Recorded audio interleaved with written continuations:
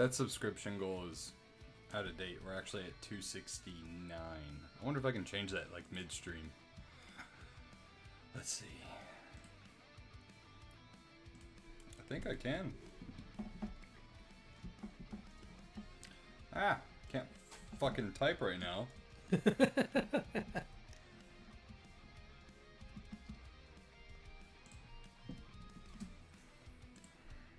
did I say? 869? 69. Nice. Very nice. Mr. Cleese in the chat saying, let's go. Can't even fucking yell right now. Fucking throat is so dry. There we go. Cool. How's everything sound, guys? How's the audio and all that shiznit? Got Anonymous Mystery in the house. Alright, hang on. This fucking cord. Getting in, just bothering you. It keeps brushing up against my leg. There we go. Yo! Okay. Cool. If everything sounds good, we'll go ahead and get started. And then also, what's up, Snark? Can't forget Snark. Our The mod of the pod. Oh, yeah. Alright. Can we just get like a thumbs up or something in the chat if we our audio is good to go? Can you hear the music in the back? Are we good? Sounds good, says Anonymous Mystery. Alright. Coolio. Well, what's up, nerd geeks and gamers alike? Welcome to another episode of the NSquared Podcast with me, your boy Nerdy Nick, and best friend Josh. What's up? Guys, we are coming to you live July 22nd, 2024. It is 6:36 p.m. and a beautiful, chilly 102 degrees outside. The sun is still up and beating us down. But before we get ahead of ourselves, big quick shout out to our sponsors over at W Energy and HubDaddyStore.com. Use code NSquared10 at checkout over at w.gg. Once again, that's code NSquared10 to get yourself 10% off your order of energy drink supplements, whether it be powder form or ready to go in the can. Get yourself charged, energized, and ready for whatever is ahead. And also, over at HubDaddyStore.com, use code MUSTACHE10 to get yourself 10% off coffees, mugs, soaps, I believe even, candles in mugs, and more. So once again, thank you to our sponsors over at HubDaddyStore.com using code MUSTACHE10 and w.gg using code NSquared10 at checkout. And this show is viewer supported by our supporters over at patreon.com/NSquaredPodcast. Be a part of the show's production and support team, just like bros and brochachos, Jordan, Snark, Matt, and Rat Zombie. Over at patreon.com. For as little as $3 a month, you can get yourself a really rad, I have them all in the pack here, NSquared Podcast sticker, producer credits just like I did right now, and plenty other rewards. So once again, it's patreon.com/NSquared Podcast. We have $3 tiers, $5 tiers, and $10 tiers. And we're also looking to add in Patreon exclusive movie nights where we do movie watch-alongs with you guys. So consider joining today. Oh, yeah. Now, for the main event. Already? No, it's just, I'm just hyping us up. I was going to say, it's like, we're skipping a few steps. No. So. Oh, man. Age-old question. What's up? What's up? What's up?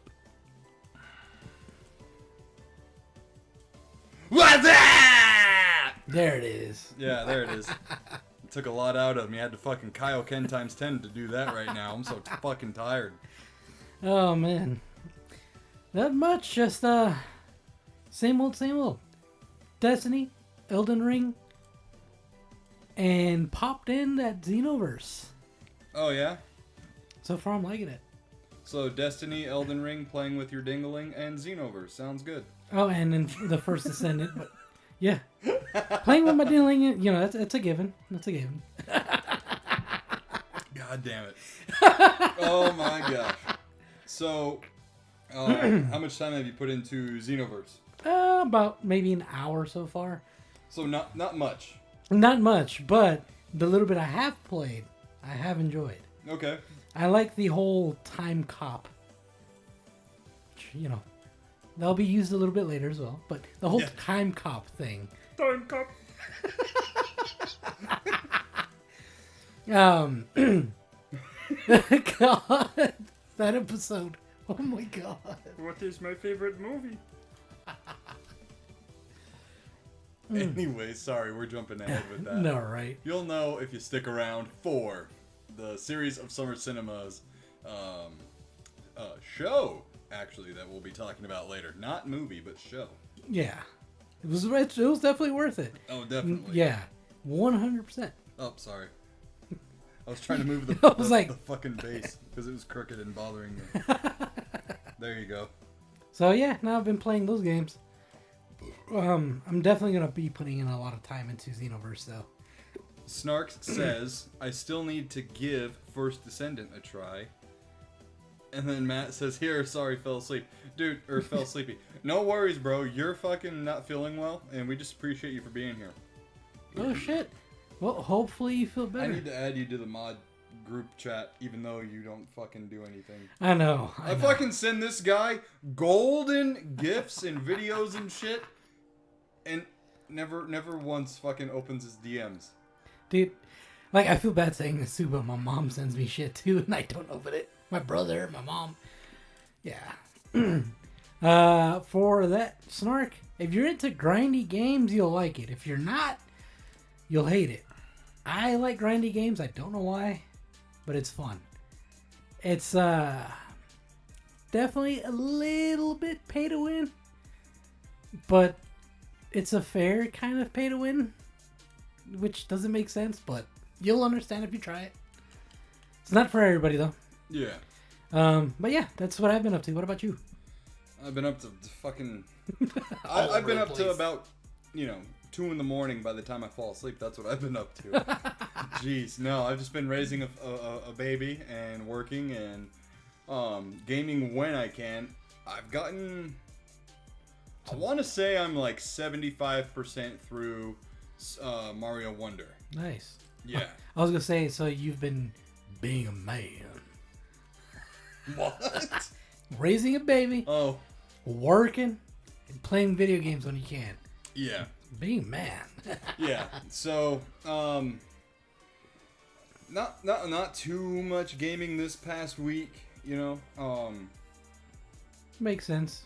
Sometimes too, like when you're just so fucking tired, you don't even want to play a game. You don't want your brain to have to do anything. Mm-hmm. So you just sit there like a fucking vegetable, staring at the TV, watching comfort, whatever. Dude, that's how it's been for me this past week. Dude, there's times where I'm so tired, I literally just sit down and just stare at nothing or like scroll through Instagram mindlessly. Yeah. Just zombie! For an hour. Yo! We got zombie in the house. The What's other gaming? zombie we haven't What's seen. What's time off? Hell if I know these days. Yeah, you're fucking preaching to the choir, buddy. Oh man, the other zombie we haven't seen in a while. I know. It's been a while. But yeah, no, I've gone through a lot of Super Mario Wonder. Is it Super Mario Wonder or just Mario Wonder? I don't know. Still no explanation yet on why you can turn into a fucking elephant. I get I get it, dude. Like the whole game is like Alice in Wonderland meets Mario Bros. With shit. And I want to know why an elephant. That's all I want to know. I like how of all things you're hung up on that. Yeah, I know, dude. I know. I'm just like, why though? I want to know. That's it. I want to know. A little bit of Helldivers sprinkled in here and there. What? I was gonna say, should we Google it? I don't feel like it. Yeah, sprinkled in a little bit of Helldivers here and there when I can. A little bit of that Tomb Raider game on my phone. Oh my god, zombie. Holy shit. Here. So you're telling me she's Mario? That's great. You know, that's pretty much it. It is so fucking bland. I mean, now hey, look at. Let me explain this real quick, and I'm sure a lot of other parents will fucking feel understand this and understand it. When you have a baby, well, there's like two types of people, right? There's people in life who just kind of like when they get home, they fucking chill on their phone and watch TV, and that's it. That's their life. That's their hobby or whatever, right? And then there's people like me who constantly need to be doing something, whether it be gaming, filming a video, editing a video, picking up a guitar, fucking building something. Since I've had my son, since my son's been born, I didn't have him, my wife did, but you get the fucking drift. I feel like I went from main player to NPC. Gonna get a little deep here for a quick second. I feel like a fucking mindless drone these days. You know, I also fucking go to the gym too. I forgot to throw that in there. But like, I just everything that like makes me is gone, and I just feel like this fucking empty vessel, you know? And I'm struggling with it because I'm now 33, while some of our viewers are like way older, right? And they're like, "Oh, you fucking child, blah blah blah blah." I'm like, "Bitch, you're childless, okay? You don't get it." Like, I'm 33. I've established myself in my own routines. You know, like I've been married before, got divorced. You know, like I found myself. I got my shit together inside and everything, right? And then I do what I like, and I do it whenever I want, you know, et cetera, and now it's all gone. And now I'm like, fuck. Okay. just remember, this is what our parents talked about when they meant the sacrifices they made for their children. Yeah, that's just the thing, though. I've already been there, done that. Yeah, but you had a new child, so you gotta redo it. I know. I just don't remember it being like that. I mean, it has been 10 years, so it has been 10 years. It's and I fair. will say this too. Back when Evelyn was born, I wasn't like I started YouTube right before she turned 1. And you know, I didn't have a guitar at the time. I worked like 100 hours a week and this and that. So I went from one place where it was like really difficult and I really didn't have a whole lot going for me to then now everything that I've got going for me and shit. And I'm like, oh, this is why people are hesitant on having kids when they're older. Look, I love my son. I don't regret having him. He's a joy in my life. You can ask my wife when she's like, all right, give me the baby. Sometimes I'm like, no, I don't want to. But it's just like, fuck. We're human and we are allowed to be fucking selfish, okay? No, we are allowed to have these feelings. I get it. And I am like, I want to fucking make a video. You know, I want to go to the gym for more than an hour and not feel like I'm fucking gone from home too long. You know? But yeah. Zombie JLT. Deep thoughts on the NSquared Podcast. And he also says, yeah, quit complaining, you child. Oh, man. But yeah. That's really it. For the what's up. I did rip open some packs today on a short that I made. And I got 2 full hollows in one pack. Of course. Excuse me. Sorry about that. At this point, it's just a given. This trainer card was one of them. What the fuck is that? That looks cool. Right? So that's kind of like the one that I ripped open last week, right? Yeah. I like the, diamond, holographicness to I don't know where the other one was from last week. Is it over here, maybe? He just has stacks all over the place. Dude, I have fucking cards Pokemon all cards over the fucking desk here. Let's see, hold on. I know, this is great content for you guys, sorry. Snark says, "Hey, this grandpa is keeping his mouth shut right now." LOL. Dude, where did that fucking other trainer holo go from last week? You're asking the wrong person. You have your cards everywhere. Oh, these are just all the holos that I've gotten. This stack. God. And that's just from recently. I don't know. It's somewhere in there. But yeah, I got that. Hold, bitch. I'm trying to show the fucking camera here. Oh, well, I mean, Wow. You know, see? So I got this one. Oh, you can kind of see the diamond pattern on the holographicness. That's so cool. Yeah. So I got that one today. And then I consider this one a full holo because it's got holo throughout the card, but not on the total card. It's, Koraidon. The fuck is that? Koraidon. It's one of the cover Pokemon on Scarlet and Violet. Looks cool, though. Yeah, I'm seeing. After they can see it, Josh. Ah. There you go. I think it might be the one that turns into a motorcycle or something. Oh, yeah, it is. And then I just got this fucking chandelier one. It's like a full / half holo? Yeah, that's what I'm saying. Fuck? I'm considering it a full holo because it's holographic throughout the card, not just the screen. It's like holo up until like where my finger is. Yeah. Bitch, you're fucking touching it. Oh my gosh. Fucking idiot. But yeah, no, I showed them. So it's like 3/4 holo, I guess. I'm gonna say it's more holographic than it's not. Fair. That's fair. Yeah. So that's what I got today. Out of it was like a back to school pack. So it came with 2 booster packs and a Pokemon Eraser. And I call it a back to school one because you only see these when back to school supplies start coming out. Ah. They also have a pencil box, a pencil tin that comes with like 2 booster packs inside it as well. Oh. Yeah. Anonymous Mystery says, I was 33 with a newborn too. I'll sleep again one day. Yeah. Oh, did you read the ones from Zombie JLT? Let's see here. It's despite the world. Despite the world telling us men we are not allowed to have our feelings, preferences, etc. I can relate. When my son was born, I held him most of the time, but I also did more of the care for him too. Yeah, I mean, care is like a very broad spectrum, right? You know, like I care for him, but that really just means I'm just a sleeping vessel for him. Like, because my wife cares for him from like 1:30 after she starts getting settled. Because like I'll wake her up at like 1 in the morning and be like, all right, hey, it's 1. You need to wake up so I can go to sleep. God.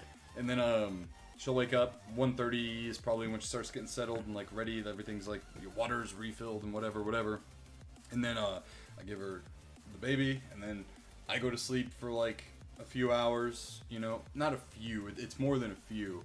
I probably get around like five hours of sleep because I'll go lay down and it's not like I'm fucking zonked out immediately.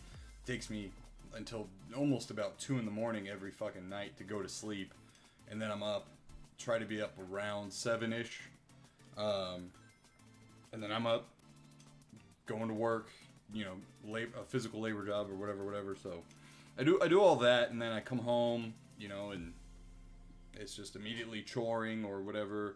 Last week I actually got to go to the gym 3 times, which is like a godsend. It's the most that I've gone to.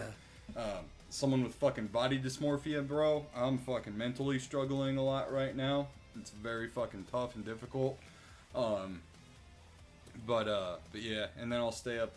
Like my day is long. My wife's day is also long. Our days are just fucking long, and you know, I can't breastfeed. So, you know, she cares for the baby technically more than I do. You know, she does all that all day long. Probably changes more diapers than me too, just because he doesn't really like need them while he's sleeping so much throughout the night. Except last night, he had a horrible diaper. Yeah, I haven't had the privilege to change a blowout or anything like that yet, though. The privilege.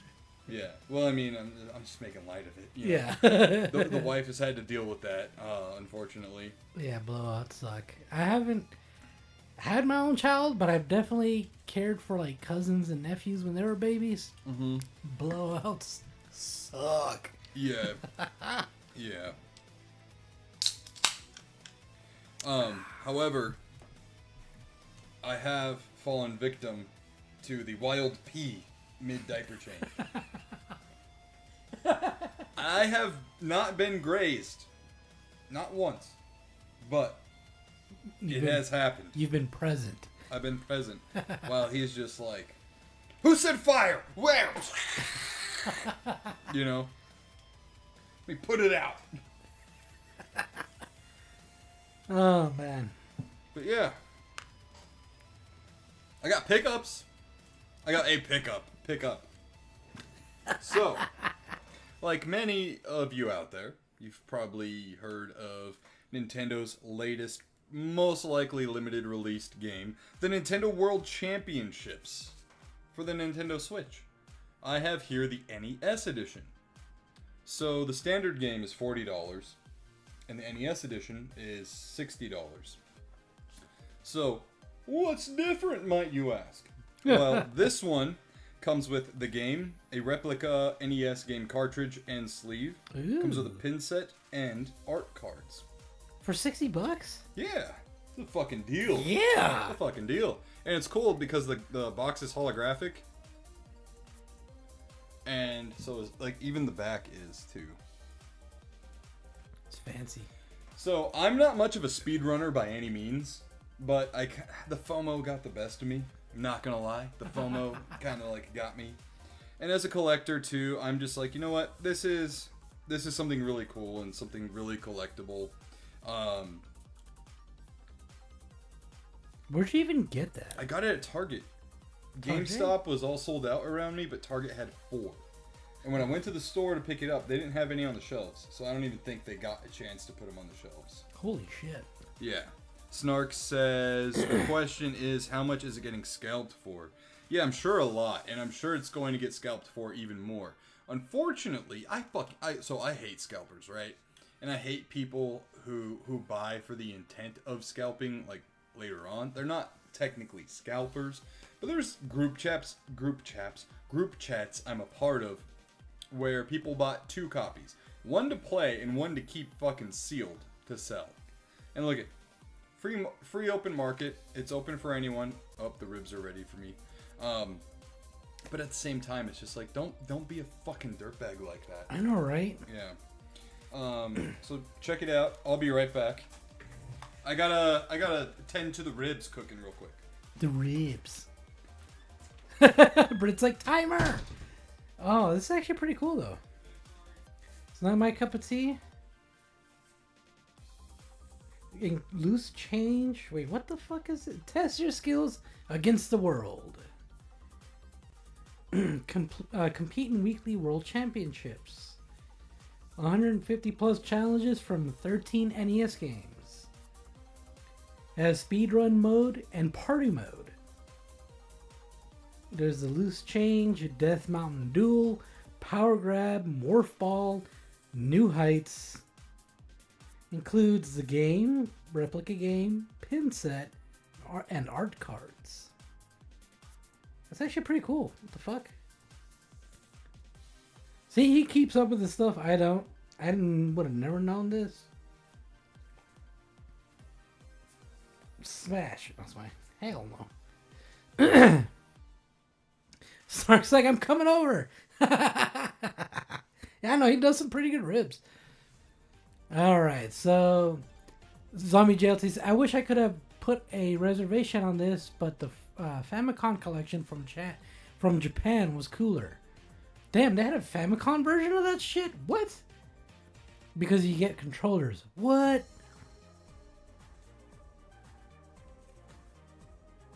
Oh, that sucks. You don't get controllers with this. Man. What about you guys? What have you guys been up to? What games have you guys been playing? And what games are you guys waiting to come out? I know we had that conversation, maybe a month ago about those games released on Xbox that... Fuck. I forgot what it was called. Yeah, I don't remember. But I know they had that Doom game announced and all that. Any other games that recently came out or recently announced you guys are interested in? Oh, fuck. I forgot, too. Does anybody know what the popcorn box for Deadpool and Wolverine is going to be? I've heard that it was supposed to be something that's making fun of the Doom popcorn box. But I tried Googling. I can't find any info on it. It's just like random, like, you know, possible fucking, whatchamacallits, popcorn boxes, but nothing confirmed. Snark says, haven't really played much this weekend, but I've been watching a lot of Evo. I might stream some more Tekken fights this week. Oh shit. Nice.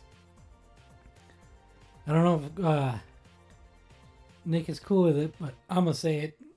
Go watch Snark. He streams too, guys. I gotta watch your stuff too. You know, more too, should I say, Snark? But I just generally kind of just stick to my own shit, play video games, and I kind of forget other people exist. I'm sorry. Mystically says Persona 3 Reloaded is what I'm playing. You know what? I've never played any of the Persona games. Are they worth it? Convince me. Anonymous Mystery. Probably a butt cheek popcorn box. Yeah, because I heard that their Xbox... They had an Xbox controller release or something like that. Where it's literally his ass cheeks on the back of the Xbox controller. And if I had an Xbox, I would definitely buy that. But I don't. So, that sucks. They need to release one for PlayStation. That'd be great. Yeah, the other one I saw was... Supposedly, it's like Deadpool and Wolverine going like with an open mouth. I don't know if that's true or not. But if it is, that'd be fucking hilarious. There's also one I saw a video of that they're teasing it, and apparently it's like a chair or a toilet. Something along those lines. And you can like pop off like the back of the chair, and that you can access the popcorn bucket there. I might have to look it up.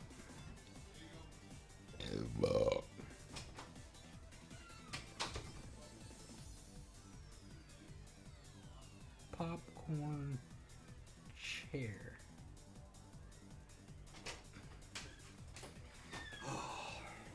Those ribs look and smell so fucking good.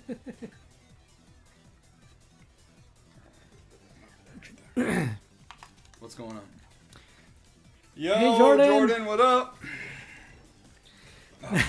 I was trying to talk about random stuff, and got to talk about the popcorn boxes or popcorn buckets for Deadpool and Wolverine.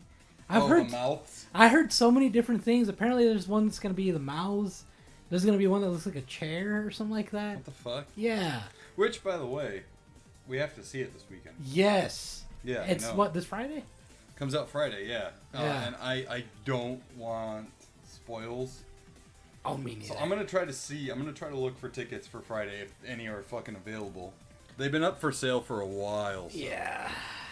Fucking good luck. I also need to clear it with the wife. Oh yeah, because it's a baby. Yeah. Yeah. Duties. Yep. Priestly duties. I've had diarrhea since Easter's. I've had diarrhea since Easter's. It's the way the acolyte makes me feel.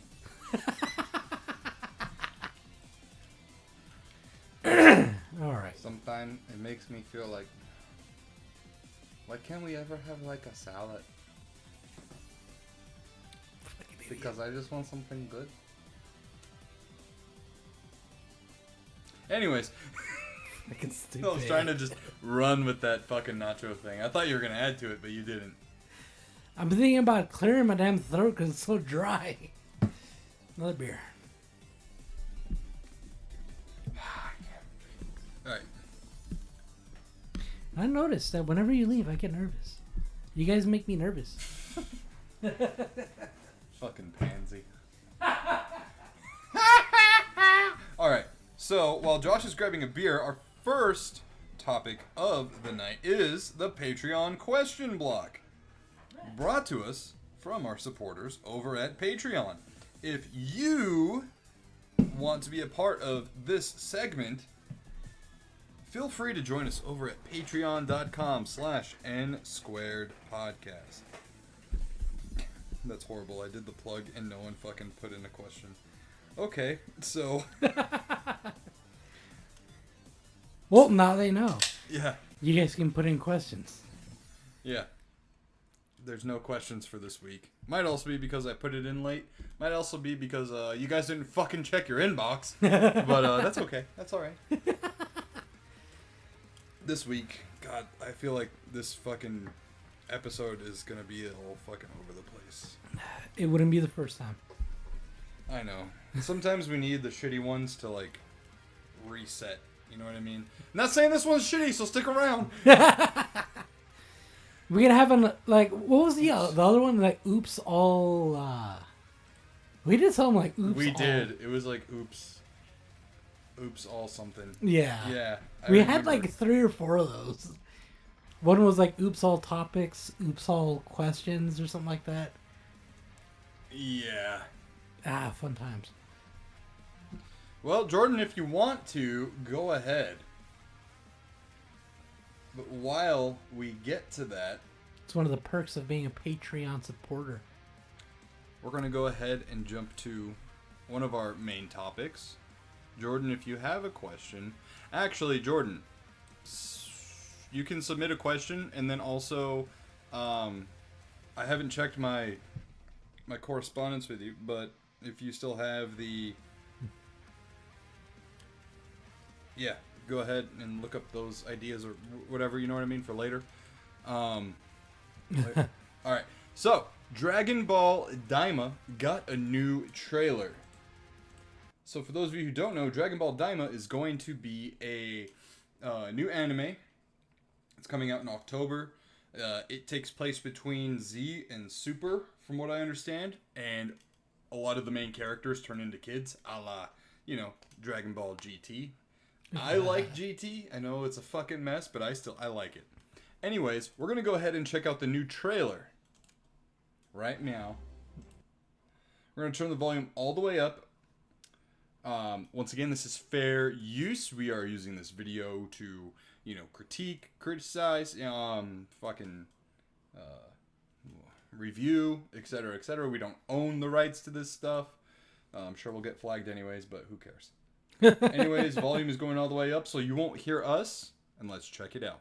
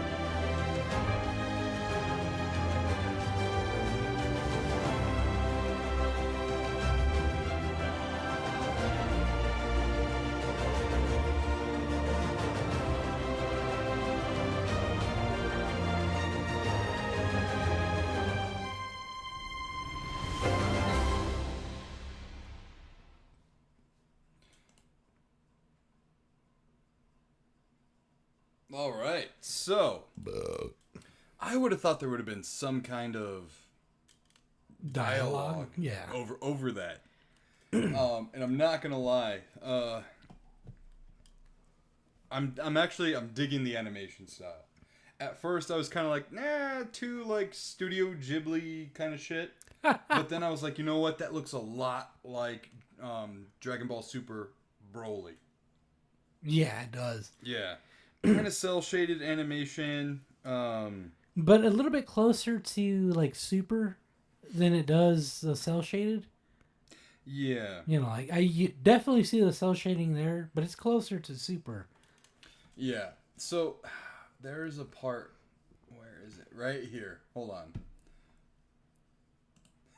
So when this part happens, all I could think of was this. Watch.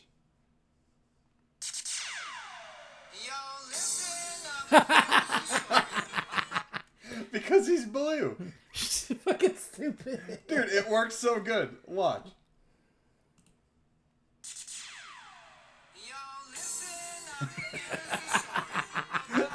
Hold on, I gotta time it better. We're gonna do that better.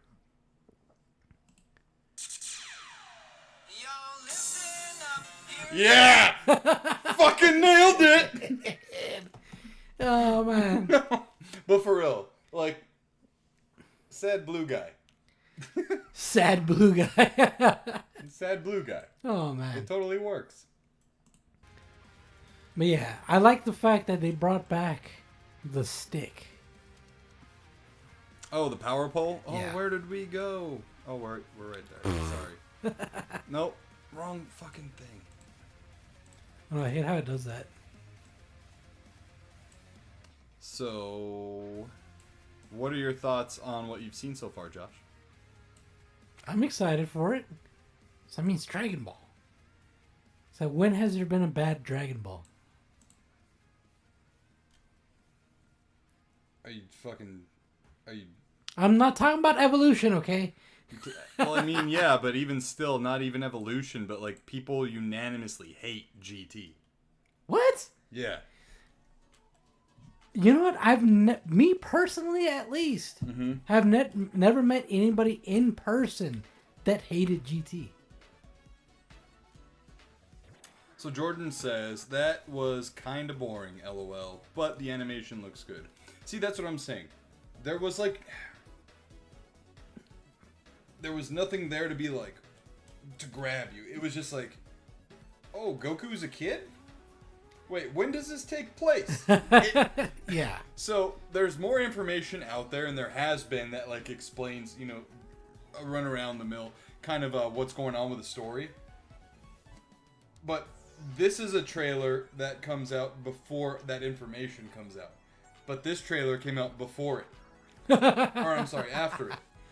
You know what I mean? Yeah. Like, if you didn't read any articles about this show, you would be like, I have more questions now than I have answers. See, but at the same time, I'm one of those type of people that I want trailers to give you more questions than answers. Because, like, all right, you want me to watch it, the show's going to give, or movie is going to give me the answers. Yeah. Don't answer the whole story. But there's already, but there's been already trailers before. For Daima? Oh, yeah. For Daima that were even more exciting. True. I forgot we went over that a while back. Maybe they went for, like, the soft and somber kind of, because Akira has passed away. Mm-hmm. You know? Toriyama-san. I am excited to watch it, though. Yeah. Like, I will, for sure, be watching it day one. It is interesting that they brought the power pole back. Yeah, because you got rid of that a long time ago. Oh, way long time ago. Yeah. Did you see Nimbus in the trailer? I don't remember if I saw Nimbus or not. I did not see Nimbus in the trailer. Yeah, because he relied on that even in Dragon Ball Z. Yeah. For a while. Like near the beginning. I want to say through the Saiyan arc, and maybe even the Namek arc. Almost. No, not Namek because he was off-world, obviously, but... It was basically up until the training point for Namek. Yeah. Yeah, because the power pole he got rid of like near... Anonymous Mystery says, how many times is he going to be a kid? Yeah, the power pole, when did he get rid of that? Because I know it was in Dragon Ball. Yeah. It had to be... When. Damn, maybe when he was an adult? Like an adult? Yeah, you'd know more about it because you and Brittany recently had rewatched. We haven't watched Dragon Ball. Oh, you guys just watched Super? So I was just watching the Boo saga because I didn't remember how it ended, so I wanted to rewatch that. She ended up watching it with me, and then I was like, well, I want to watch Super now, so that's what you're going to watch. So we went from Boo Saga through Super, and then now we're starting Z over. Ah. Yeah. We were going to go to Dragon Ball, but it's all subbed. Oh, you can't find any dubbed? Not on Hulu. I mean, I'd have to sign up for like Crunchyroll. Funimation or Crunchyroll, whatever it's on. But, That's ass. Yeah, so I was like, shit. Yeah. Um, I mean, I'm pretty excited. You're pretty excited. Yeah. It's honestly the last thing of Toriyama that we have that will be coming out. So. Yeah, because I mean. and he was involved in it. So like the difference was he was not involved with GT at all. Yeah. I mean, you look like you were gonna say something, and I was waiting. And like, no, it fucking slipped my mind. Oh my gosh. But I mean, like I said earlier, I have yet to meet anybody in person, at least, that actually disliked GT. I mean, I've met people that were like, "All right, it was all right." Super Saiyan 4 out of GT, first of all. Right, fucking everybody loved Super Saiyan 4. I mean, there's people that said, it was all right, but I've never met anybody that actually hated it. Yeah, I don't think I've met anyone that's hated it either. Honest, like, you see it online where people are like, "Oh, GT was ass. It's not canon," but I've never had that interaction like face to face with anyone. I'm sure there's a fucking weeb out there who would like walk straight up to me in their fucking flame button up shirt, and be like, "Hey, listen," you know what I mean? Do I accept that it wasn't canon? Yes. Was it fantastic either way? Fuck yeah. So we were talking about Deadpool earlier, right? Ooh, yeah. So have you seen the new controllers? Yeah. Fucking Xbox is outrageous for doing this. I want one. Like, if it weren't for the fact that I didn't have an Xbox. So we're just going to go full screen here. Take a look. Take a look at these fucking Xbox controllers, guys. So, God. Designed by Deadpool. XOXO. As Nacho would say, big hug, or no, big kiss, big hug, little kiss, little hug. So these are legit. These are real controllers, and the butt is actually like a magnet. Yeah, it's removable. It's removable. And then. But why would you ever remove it? And then this one, I guess, is the Wolverine one. But I saw this actually come out today as well. That's fantastic. Yeah, I'm over the moon about these. These things are so fucking cool. Anonymous Mystery says, is it squishy? Well, from the looks of what I've seen, at least so far, they look like plastic. Oh my gosh, what is this? Oh my God. Dear Alberto, your new favorite Xbox controller. My best bub's cheeks never looked so good. Oh, that's great. Fucking Canada and the way they spell favorite. Right. Yeah, so, I, for one, if I had a means, I don't know how easy these are to get. Right? I would imagine they're pretty hard to get. They're probably going to be limited runs or limited edition. I would imagine so, man. But yeah, these controllers are fucking cool. I would definitely get one if they were like easy to get. I'll have to check into that later on. So what do you guys think about the Xbox controllers for Wolverine and Deadpool? Oh, shit. What? It's going to be a giveaway. Oh, what?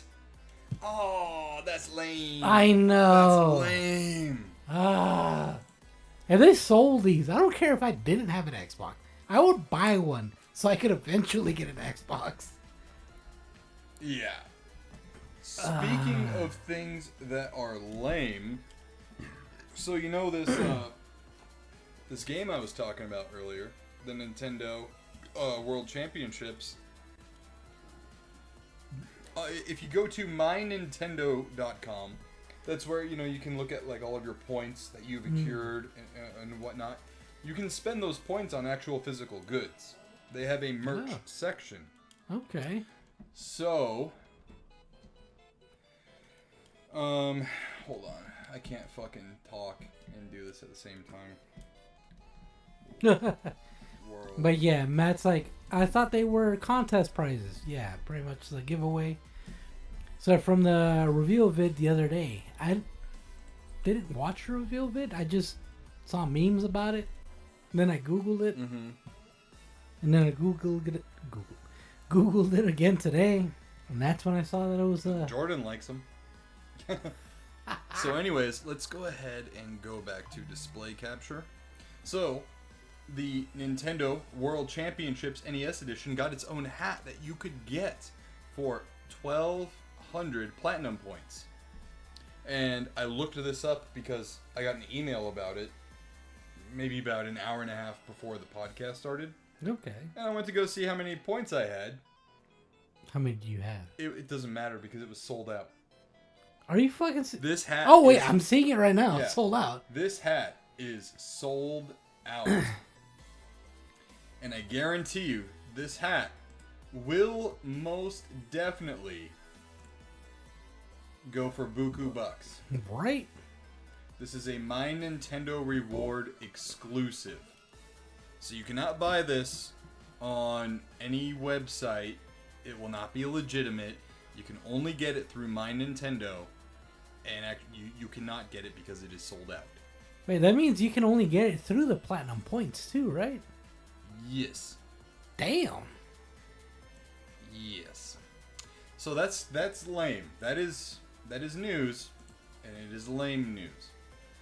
I wish I could tell you could go get it, just like this Donkey Kong hat. No, it's on my head. Oh, I'm showing the audience, bro. Well, I mean, you look back. I was like, wait, where? Dude. Oh my god. Someone clip that, please. Someone clip that. Oh my gosh. Oh. Man, that was too good. That was too good. Yeah, I got this Donkey Kong hat at Target like forever ago. Target. But yeah. That sucks. It does. Like, how long ago was that even released? Probably like today. Fuck. But All right. keeping it on with Nintendo, we do have another new Teenage Mutant Ninja Turtles game that was once an Apple Arcade exclusive, but is now on the Switch, and that is Teenage Mutant Ninja Turtles Splintered Fate. It is basically been called the Diablo of TMNT, or a TMNT Hades. What? Yeah. That sounds interesting. Wait. Jordan says, I gotta hook you guys up with some of the game system beanies I have. Yes! You know what sucks though? What? We're in Tucson. We're in Arizona. We can't wear it I for don't that fucking long. care, dude. We As soon as can't it's wear like it for fucking that November, long. I'll throw a fucking beanie on. I'll throw a beanie on, no fucking problem. It's gonna be like fucking June. He has a beanie on. I don't want to remove it. Fucking sweating his ass off. Oh yeah. Alright, here, we'll just do this. So, yeah, this Splintered Fate game, I didn't want to like jump on it right away because there's no physical version that we've seen so far. But it does actually look really fucking cool. It's a dungeon crawler TMNT game, bro. It's funny because I generally don't like those kind of games, but there's certain ones that I'm like, fuck, this is just fun. And that looks like one of those ones that's like, fuck, this is just fun. You know what it reminds me of? What? That old GameCube fucking X-Men game. I forgot the name of it. Are you talking about like Marvel Ultimate Alliance? Maybe. It might have been that one. Yeah. where you can like just There's on like the up fly. to 3 of you. Yeah. Yeah. Oh shit. Okay, let's go ahead and watch the trailer for it. I didn't mean to pause it. Sorry, bud.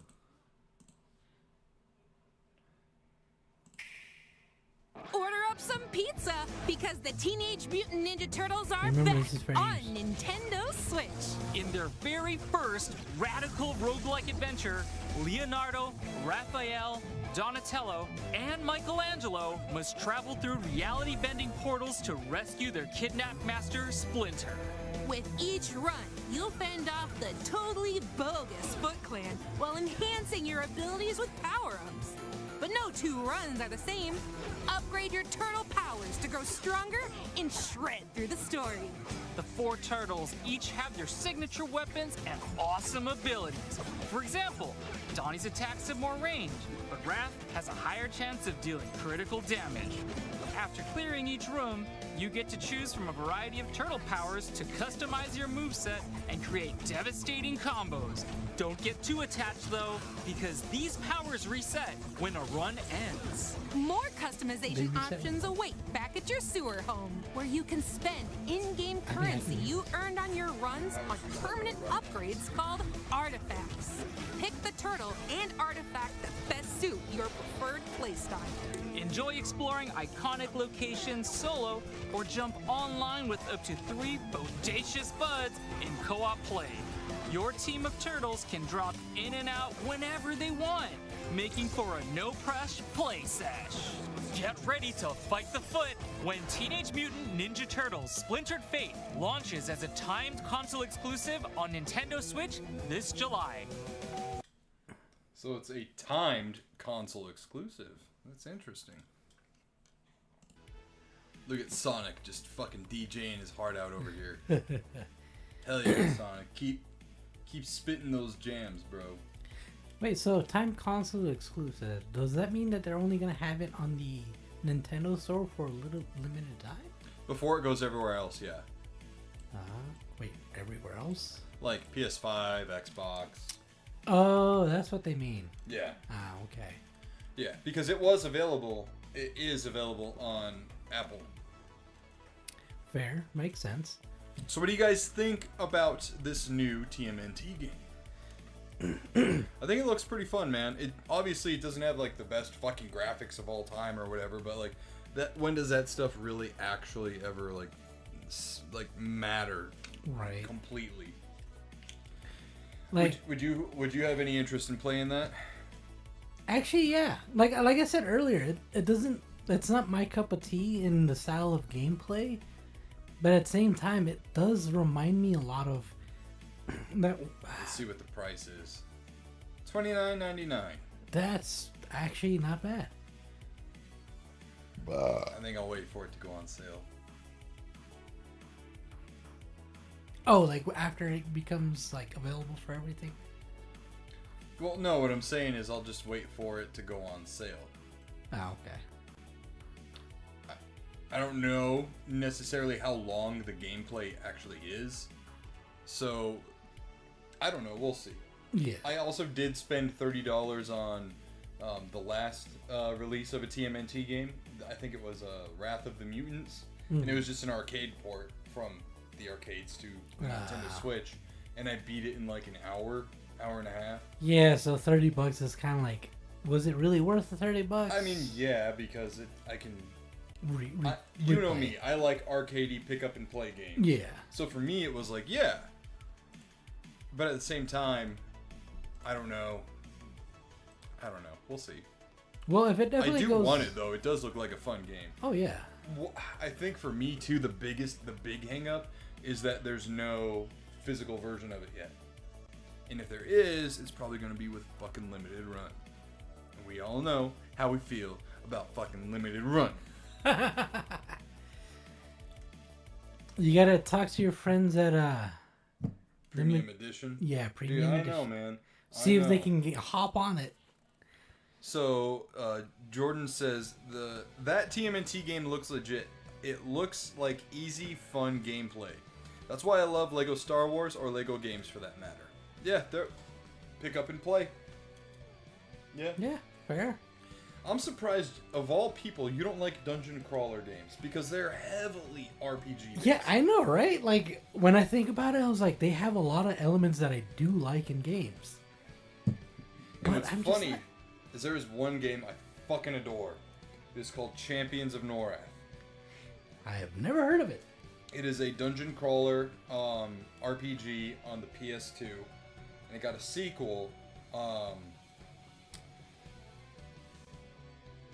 Eternal Champions of Norath or something. I don't remember.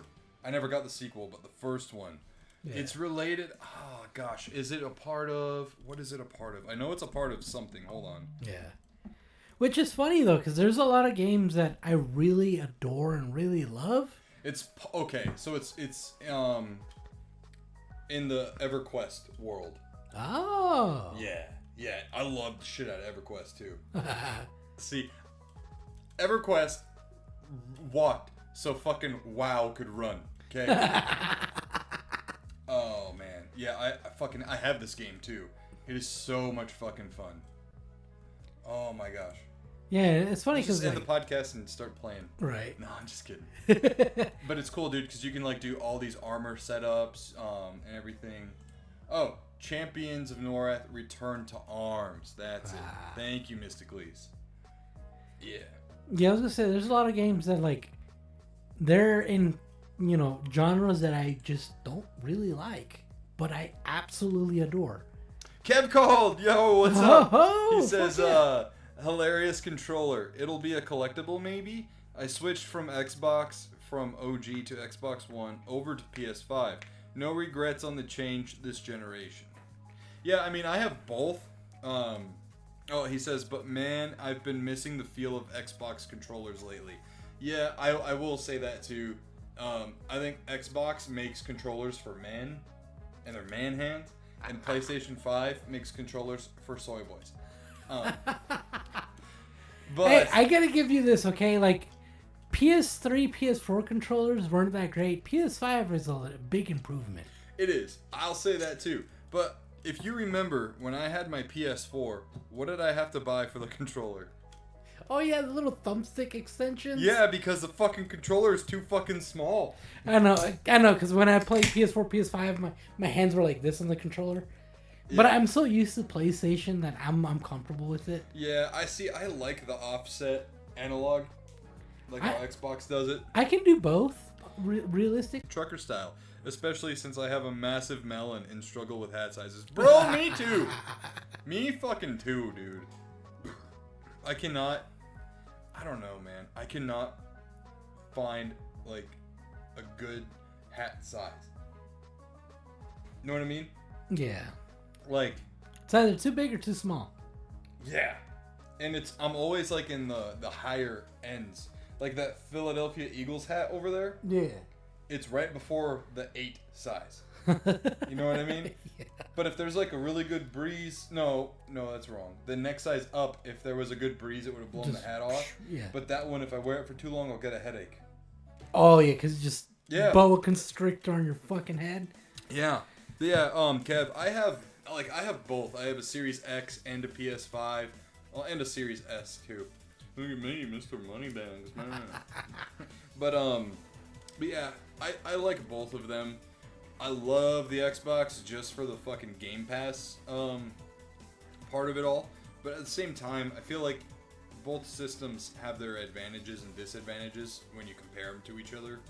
I feel like Xbox loads games way faster than PS5 does. And they both load games really fast. But there's something about Xbox, bro. When I pop in a game, it's to the game. Like right away. And fucking quick resume. I love Xbox for its fucking quick resume. See, that's one thing I can give like Xbox. That's fucking amazing. Quick resume is like the best thing they could have ever fucking invented. That's amazing. But PlayStation, the only reason I go with them, exclusives. It's the only reason. I enjoy both. They're both amazing. Because I love games. Okay.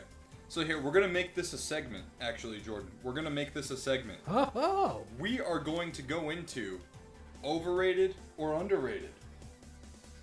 So, new segment brought to us by show producer Jordan, aka Toy Box Time Machine, is Bully for the PS2 overrated or worth the hype? Me personally, I only got secondhand experience with Bully. Just watching. Yeah. It's because there was this kid that, growing up, like, for me, he's a kid because he's like. Well, he's in like 10 high years. school. Well, now he's like 21. But back then, I was like 16. He was like 8. I was talking about the fucking game character, bro. Oh, I thought you were talking about the kid. Yeah, no. Yeah, it was the kid was in high school. Okay. I watched him play it, and I personally couldn't get into it. But I knew a fuck ton of people that loved the game. Yeah, And so I can't really say yay or nay on that. I can't say it's overhyped or underhyped. I personally feel like it's overhyped, but at the same time, that's just because I didn't get to play it. Yeah, honestly, dude, I think I'm gonna have to say it's overrated. Really? I think it's overrated. Did you get to play it? Yeah, and look, here's the deal, dude. Here's the fucking deal. And I'm gonna get a lot of heat for this take here. I'm gonna get a lot of heat, so just get ready to have the show fucking canceled in 3, 2, 1. I think a lot of what Rockstar does is very fucking overrated.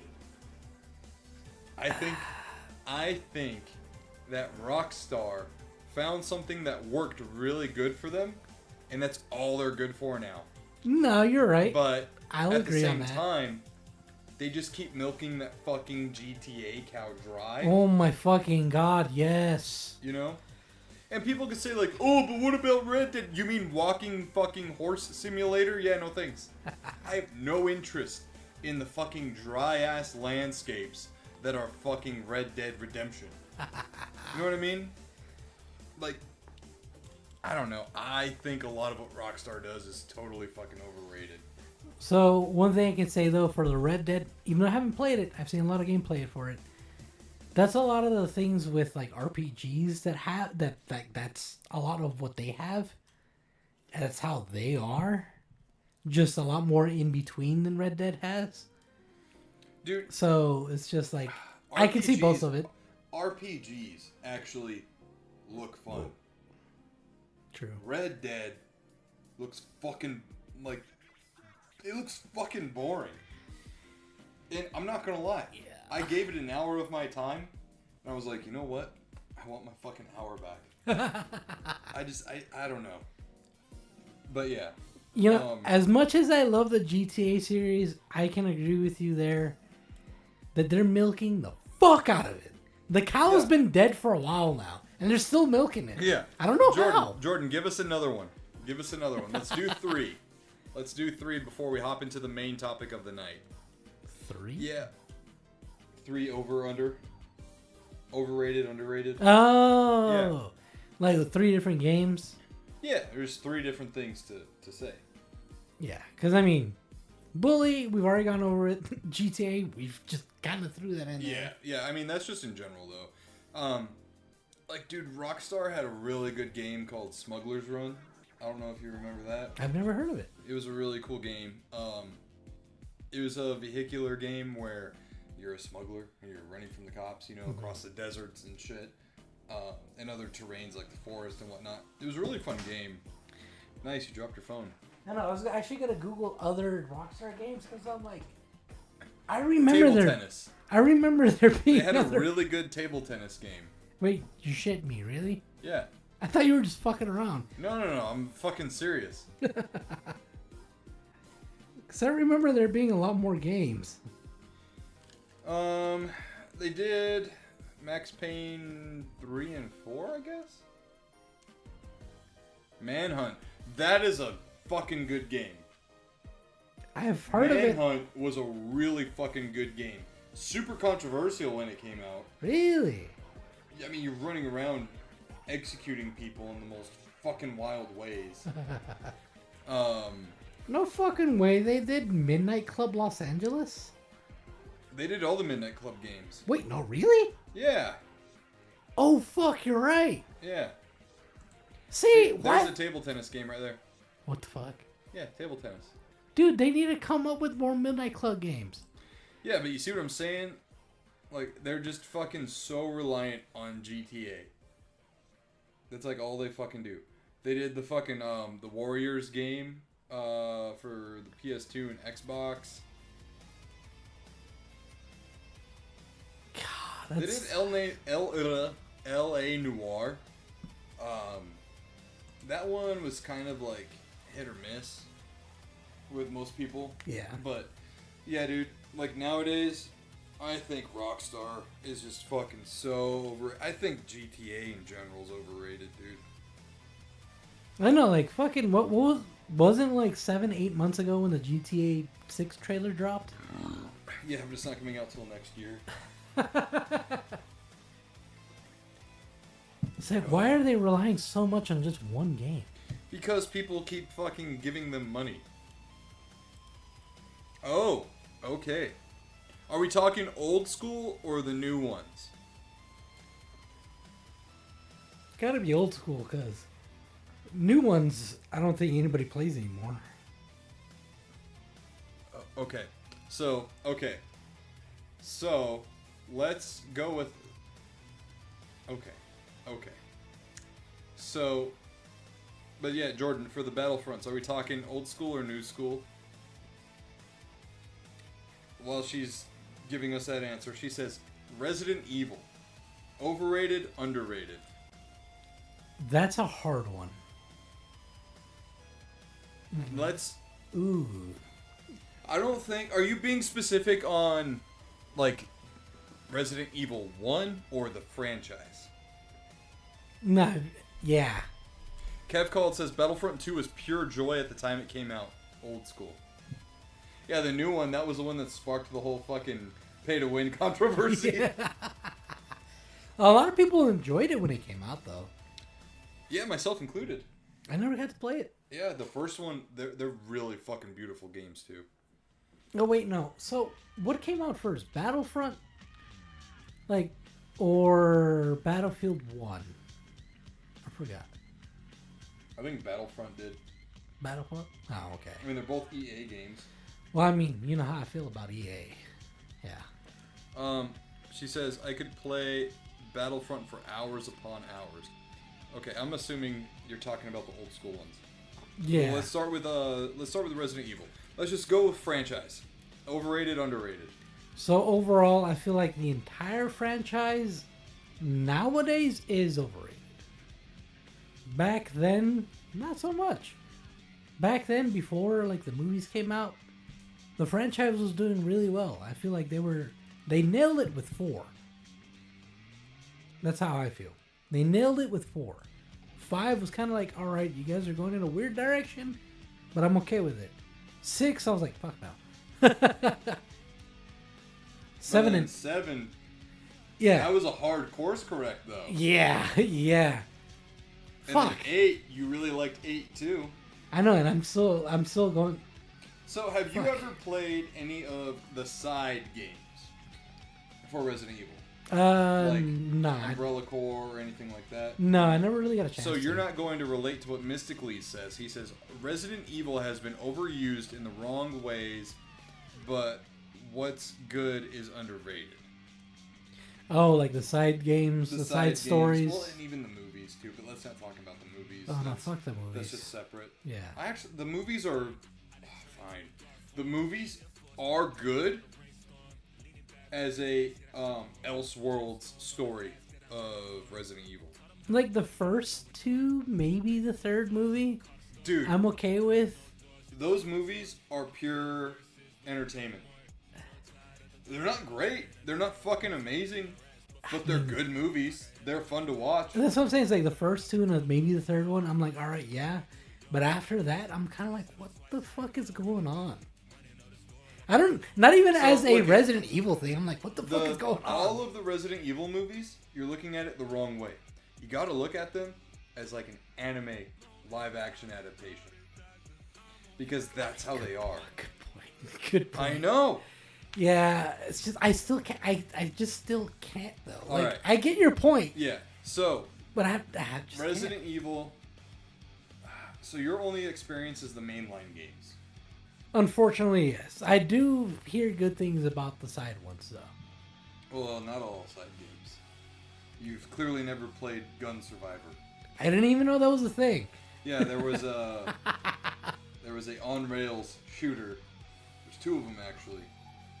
There's another one, Dead Aim, on the PS2 as well. What the fuck? Yeah. Why? And there's Resident Evil Gaiden on the Game Boy Color. Yeah. So, anyways, just go ahead and give your overall thoughts for the main line then, since that's your experience. Yeah, because I mean, my main experience is a little bit of 2, like old school 2, old school Nemesis, mainly 4, mainly 5, 7, and 8. Well, you played 1. Remember when we streamed that shit? Oh yeah, I remake? forgot about that. Yeah, we got pretty far. We never beat it, but I think we got stuck. Yeah. I don't remember what happened, but I remember. I think it was getting mainly stuck. you playing it though. I mean, you were watching though. Yeah. Yeah. But- Fucking those red guys scared the shit out of me. I know. Fuck. I So mean, overrated, underrated. I personally feel like they're like the OG games. You know, just overall for the main series, they're rated what they should be rated. They're not overrated or underrated. Okay, so I'm gonna say the franchise as a whole is overrated. As good as Resident Evil 4 was, that game is responsible for Resident Evil 6. Yeah. And I hate six. And look I'll say this too, man. I hate 6. Resident Evil 4, you don't feel helpless. You don't feel like you have to conserve your ammo. You don't feel like you're actually stranded at this random ass place. You feel like an overpowered fucking tank. Kinda, yeah. No, dude, there's no kinda about it. You got the fucking Las Plagas infected people climbing up the ladders. You can just fucking kick the ladder down. You can wheel kick the motherfuckers. Leon is a fucking Captain America prototype in Resident Evil 4. I like Resident Evil 4, but I don't like it as a Resident Evil game. Fair. And I will die on Fair. that hill. And I will take all the fucking arrows. I will take all the bullets for that. That's that statement. Like, you know that John Wick poster where it's like his head and all the guns are pointed at him? That is me with that take. Because everyone fucking oozes over Resident Evil 4. I think it's a fun game, but it's not a Resident Evil game. I mean, It did bring us the Merchant, which is cool. But at the same time, Resident Evil 4 is an action adventure game. It is not a survival horror game in the least. You can quote me on that. You can fucking quote me on that. like, I get it, but at the same time, it wouldn't be that good if it weren't under the Resident Evil umbrella. Was that a pun? Both literally and figuratively.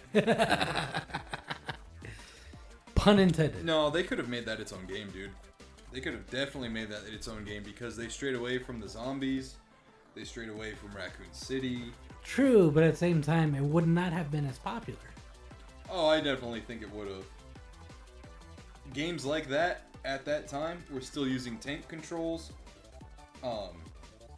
They were still kind of like, you know, Resident Evil 4 came out before cover-based shooters got really popular. Yeah. With games like Gears of War and whatnot.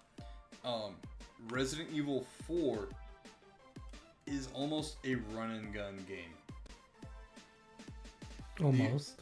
Almost, because you have to stand still while you shoot still, right? Yeah. But, like, dude, the arsenal that you can get, it's not very difficult to, like, fucking OP yourself in the game. Fair, yeah. That takes away the horror element right away. Well, okay, so what do you think Like, about... what are you scared of if you can blow everything away? Or kick them in the fucking face? Or knock them down a fucking ladder? What do you You think can about- literally one-shot the chainsaw guy. I mean, later on. Way later on. Yeah, but he's not that hard to get away from either way. You see what I'm saying? Kind dude? of. Look at this segment is meant to bring discussion Controversy. and controversy. What do you guys think, though? What do you guys... Are you in agreement with what he says? Or do you still enjoy the game and think it still fits under the Resident Evil umbrella? Did I give my answer yet? I think I said... Yeah, you said that the series is as a whole... overrated. Overrated, Yeah, as a whole. If they went back to their roots of 1, 2, and even 3... And 7. Well, yeah, 7 was a good start. There were things that from 7 that I would definitely change, like the part when you're on the ship towards the end of the game. Oh yeah. You know, where you're just like fucking blasting people away. The game went from like truly terrifying to like, oh, I'm an unstoppable machine. I do love in 7 where you get like the medicine water and you're just like, yeah, I grew my hand back. You know? Dude, you know which part I fucking like to this day I'm like, ugh, I fucking hate playing it? There's a baby part in 8. Brother, ugh. God, Yeah. it's just like crawling and just, you can't do shit about It's it. gross looking. Oh, I know. It's really gross looking. That part always just I'm like, ugh. Yeah.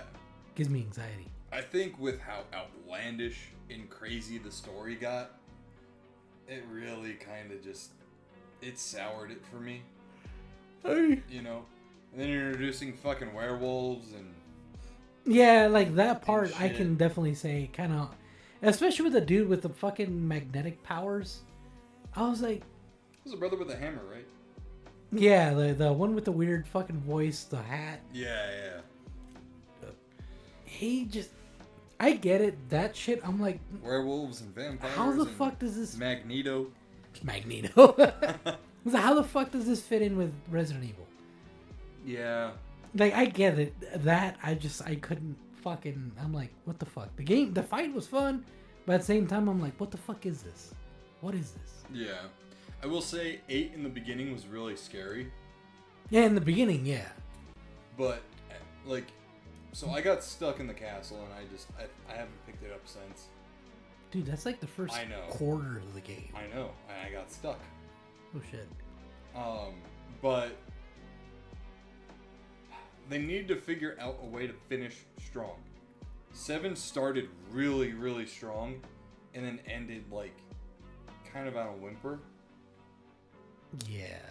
And 8, from what I understand, is like, why are we going... See, people complain about the movies because, well, number one, they say they don't have anything to do with the games. And then they also say that it's so, like, wild and out there and everything, right? With the story and the characters. So are the fucking games. Yeah, I know. Look at the games that have come out lately. Right. You know, look at... Even dial it back to, like, Wesker. West, Right? yeah. Like in Code Veronica, dude was like fucking dodging bullets and shit. Dude, he did the same thing in 5.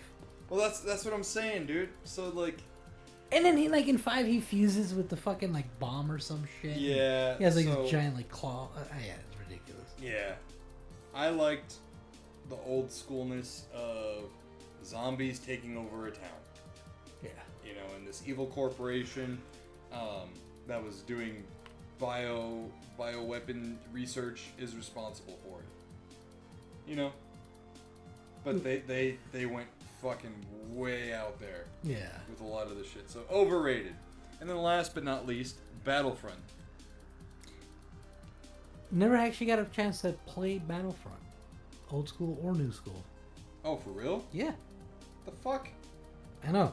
I played some weird ass fucking games. I'm gonna say, since we have to go with one or the other, I'm gonna have to say underrated. Really?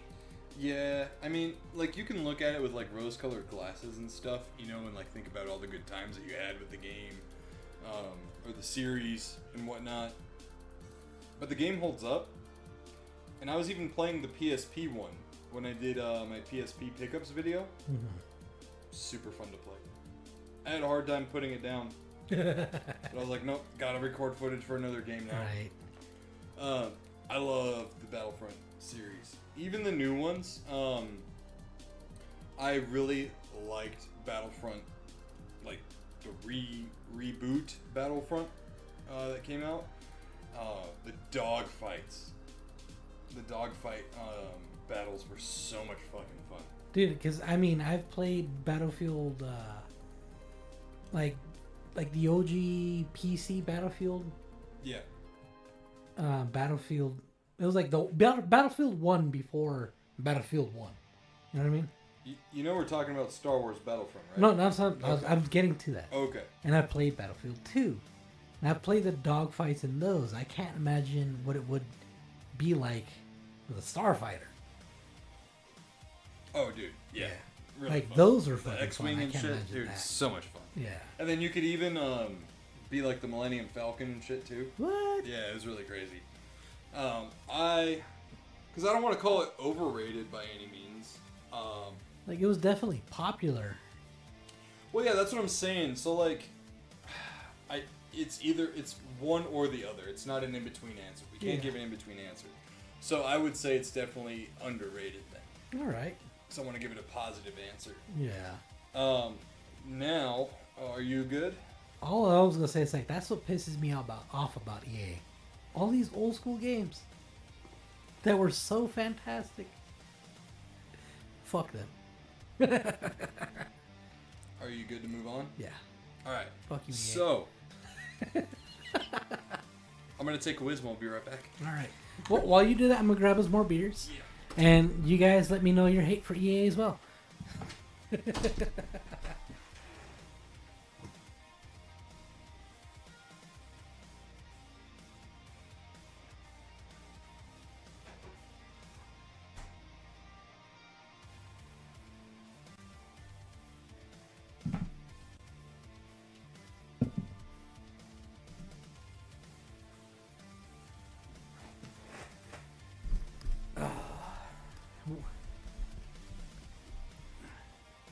What about everybody else? What games do you guys think are underrated or overrated?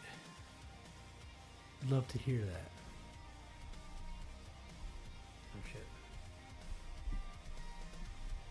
And then I also want to hear that EA hate in the chat or see it. Well, that's if you agree with me. If you don't, that's fine.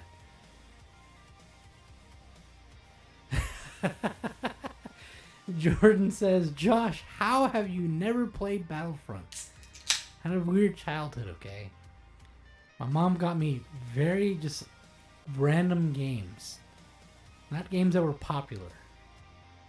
Battlefront was definitely one of those ones where my cousins had it, but I didn't. And I wanted to play it, but we never stayed long enough at my cousins to be able to play it. And anytime we did, it was usually like at a party or something, and my mom was like, well, you gotta be chat with your family and all that. Stop playing video games. Even though my cousins love video games too. Love you, Mom.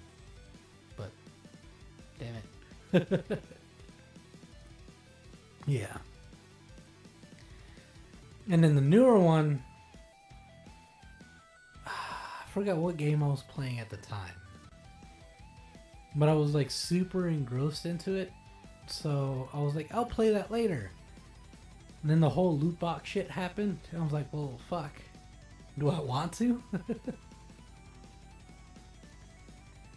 I'm an adult. Yeah, I know I'm an adult now, but it's the same situation as the last Battlefront. I'm playing other stuff. I'm like, well, fuck. Do I have time for it? Oh. Jordan's like, Josh, how have you never played Battlefront? She says, okay, but now you're an adult and you can play now. No excuses, bitch. Wait, where's my beer? Right there. Oh, behind the mic? Fucking... I didn't know if you finished one or not. Alright. Quick announcement too, guys. We will be at Tucson Comic-Con. We are featured as media/influencer guests, so make sure to head on over to Tucson Comic-Con August 31st through September 2nd. It's a 3-day event. I'm just double checking. Yeah. You want to double check on that? It's either the 30th or the 31st, but I'm pretty sure it's the 31st, August 31st. August 30th. Okay, August 30th through September 1st or 2nd? Shit, hold on. Because I remember you told me there was that Friday. I know, right? It's a 3-day So I event. just looked at the calendar. Fucking... Okay, there we go. Tucson Comic-Con. Sorry, guys. This is poor. Probably says it right there on the front, no? Nope. Yeah, it does. Right there, dingus. Oh, fuck. Okay. August 30th... August 30th through September 1st. So if you're in the southern Arizona region, head on over to Tucson Comic-Con that weekend. You'll be seeing me, best friend Josh, as well as Jordan, who will be vending at the show. She says it's going to be good this year. And by good, I mean better than last year, LOL. Yeah, I had a rough experience at Comic-Con last year, which I vented about on this podcast last year.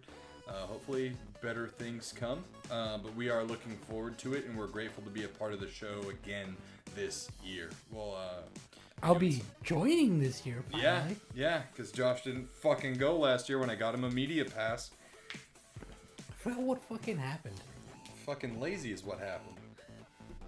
You were like, oh, I got things to do. Wait, wasn't that one where you're like, oh, guess what? I got to use passes. It was like a week in advance. No.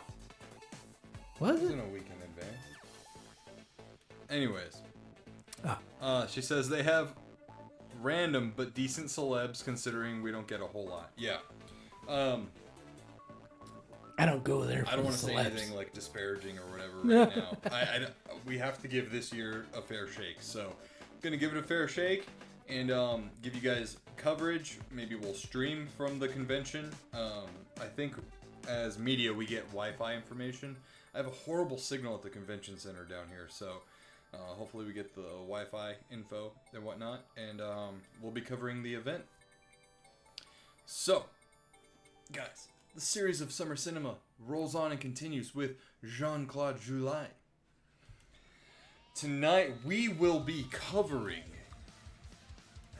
the series on Amazon Prime, Fantastic. Jean-Claude Van Johnson. One of the greatest shows I've ever seen. So, Josh, Dude, I didn't even know the show existed until he told me about it. And I feel like shit not knowing that it ever existed.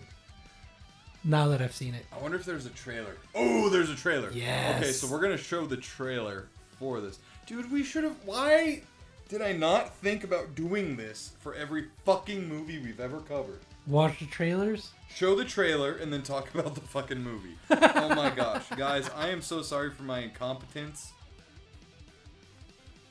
Let's go ahead. We're just going to go full screen here.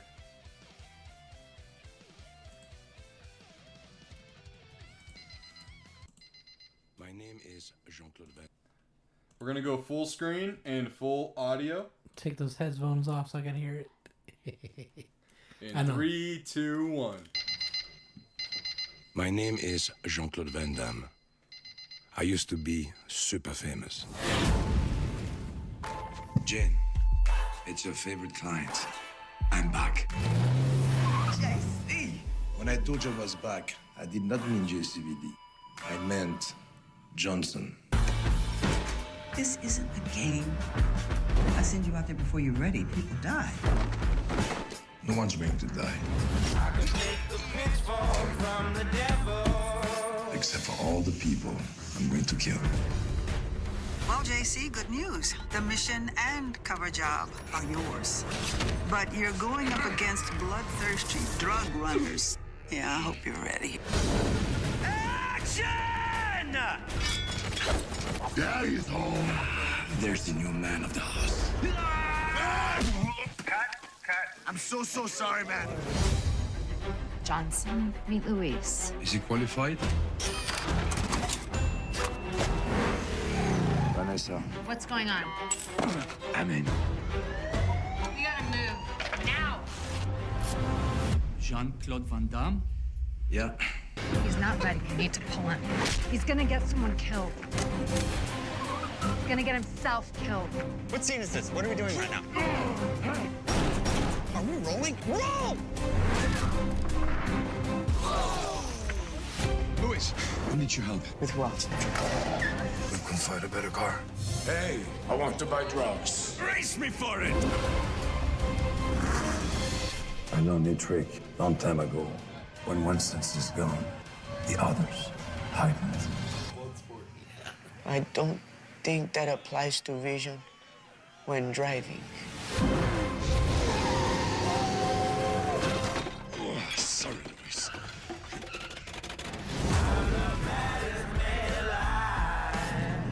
Classic Johnson.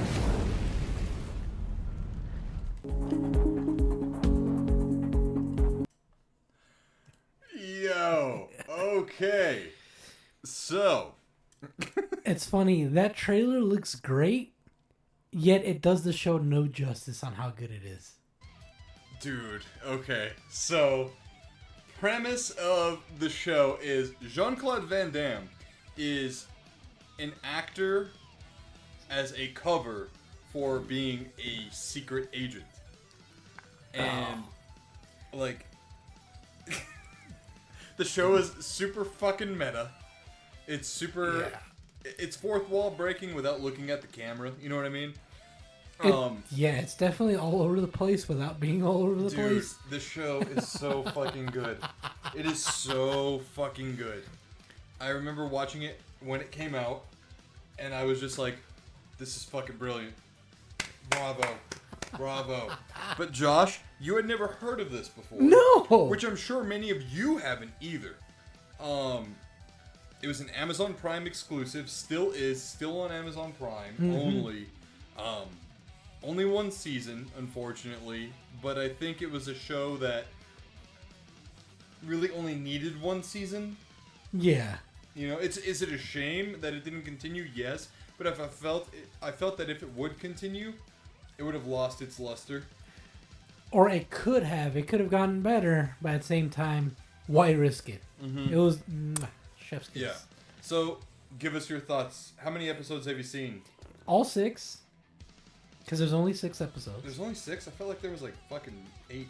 Oh, 6 episodes. Okay. 30 minutes each. Yeah. No, there's got to be more than that. No. I know, it does not feel like it's that short. There's got to be more than that, bro. It does not feel like it's that short, but it is. Oh, no, thank you. What? Give it to Wayne. Yeah, no, look it up real quick. I know I am on my phone. Oh. Yeah, no, it's one of those shows that even though it's quote unquote short, the entire time you're watching it feels like it's a full hour-long episode. Because it's just really there is only fucking 6 episodes. Yeah. Holy shit. But dude, so much happens in that fucking show. I know. Holy shit. Okay. You know what it reminds me of? Like the first time I've ever seen Castlevania the animated series. Yeah. Because it was short, but every episode felt like there was just so much going on, and they felt like it were an hour. Yeah. But they're not. Yeah, they were content-rich episodes. Yes. Yeah. Good way to put it. Yeah, and that's what these episodes are, because I don't feel like any episode really felt like a like a filler episode. And something always happened. And they never felt like they just dragged on. Yeah. Yeah, no, that's like they felt just right.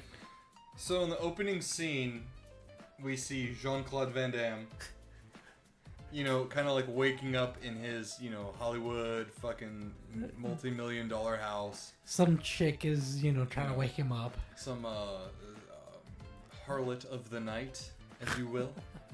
She's like, getting in his shower and stuff. He's on his what was it, like a fucking what are those, a Segway, getting his fucking mail, with a trash grabber, like a picker. Yeah. He picks up the fucking newspaper with it, and you just see it on his face. He's so fucking bored of life. You missed the best part though. No, I was getting there. This harlot goes, Johnny, I'm so sticky. I was trying to take a shower. I was trying to take a shower. And he goes, it's the coconut water. Everything is coconut water. He has his fucking house piped with coconut water. But this is what I'm saying. The show is so fucking meta that it pokes fun at all of the hokey fucking celebrity life bullshit. My favorite, like, they do a callback on that too later on in the show. With the coconut water. Yeah. At the orphanage. Yeah. Oh my god. What is all that? Oh so my god. It is meta in a sense that, like, you are watching Jean-Claude Van Damme play himself. Van Damme. It's kind of like that movie, The Massive, or no, what is it? The Nicolas Cage movie? The Unbearable Weight of Massive Talent. Yeah. Yeah, it's kind of like that. Where you see him playing himself, playing somebody else, so to speak. Yeah. But yeah, essentially, you were to believe that every time he went to make a movie, he was on a secret mission doing something else. Yeah. Which explains, like, the exotic locations that he was filming at and this and that. He makes fun of himself for being, I used to be super famous. You know? Yeah.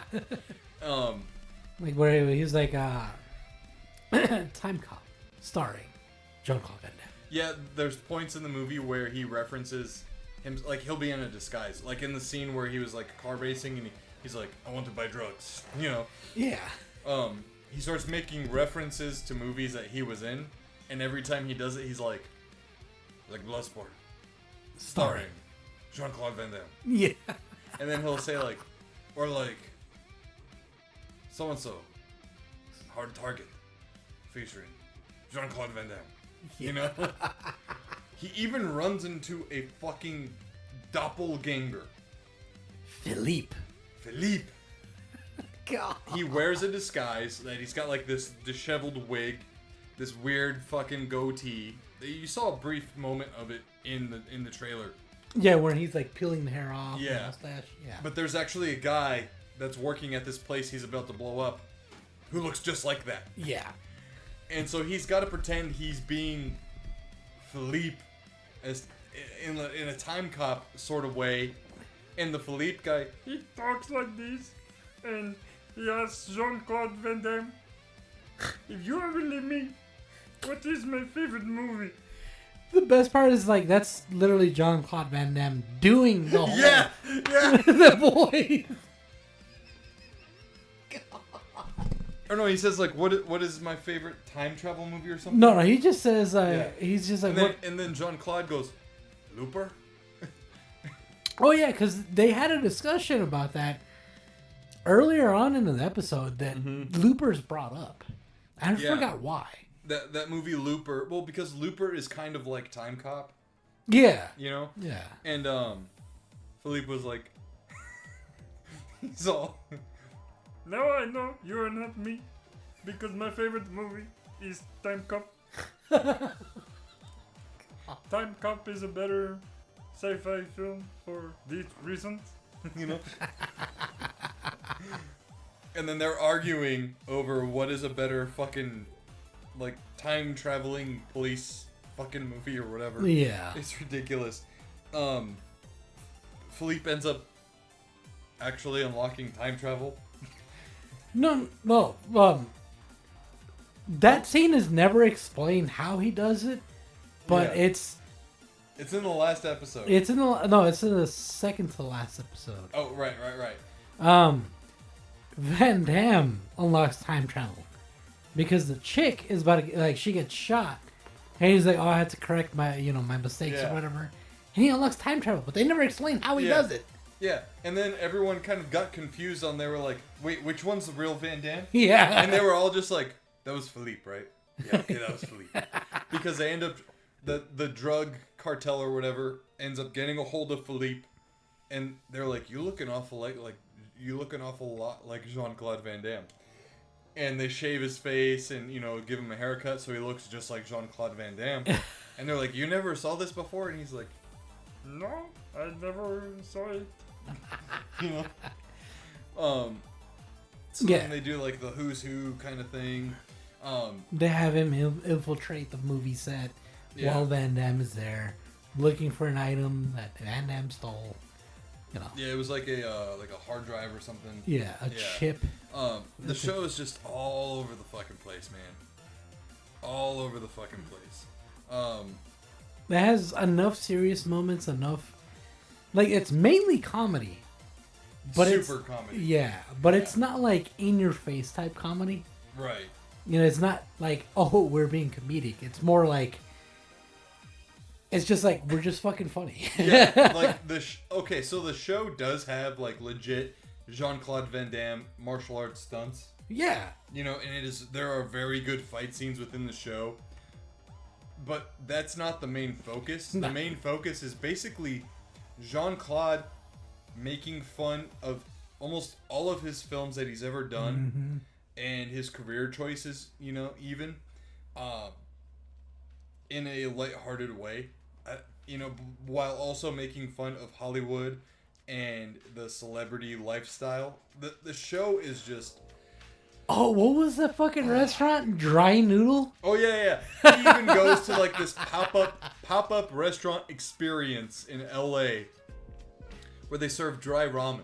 Dry ramen, there we go. They fucking bring him ramen Like dried up, like from a fucking packet, on a plate. With the the seasoning sprinkled on top. But it's like not like boiled or anything. It's literally just the fucking square. It is the dried noodle with the fucking powder on the fucking dried noodle. And that's when you start to see Van Damme kind of be like, what the fuck kind of environment am I in right now? And everyone in that restaurant's all hipstered out and everything. Yo, we got Carlos in the house. Giza Power Plant. Yo. What's up, Carlos? Welcome to the show, brother. Everyone in the chat, put some lightning in there. This show might be the most marvelous hidden gem of a show, I think, that is out there. Oh, yeah, no. I 100% agree with They you. even make fun of, like, the B-movie, like, industry. Oh, my in God. general. So N-word Jim. So he is, throughout the movie, his cover story is he is Jean-Claude Van Damme acting in a Huckleberry Finn martial arts action movie. Yeah.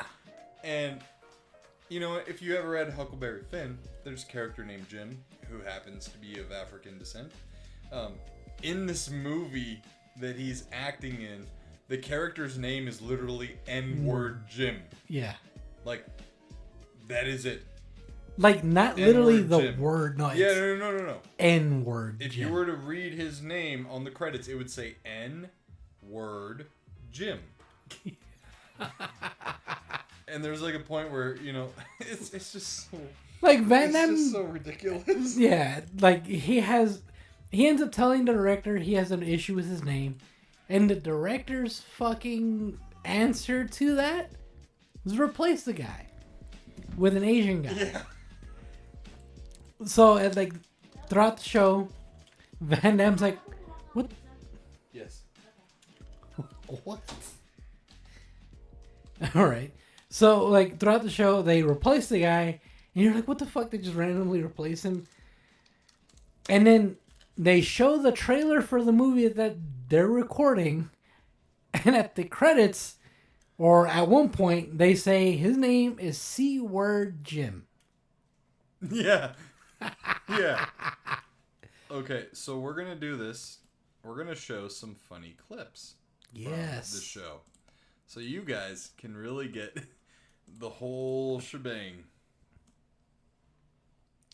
These are clips. We don't own the rights to these clips. We are showing this for review purposes only. Yeah, and especially with the warehouse fight too, which was hilarious, where you saw in the trailer that we were showing off, where the guy was like, everyone was about to charge, but the guy was like, no, wait.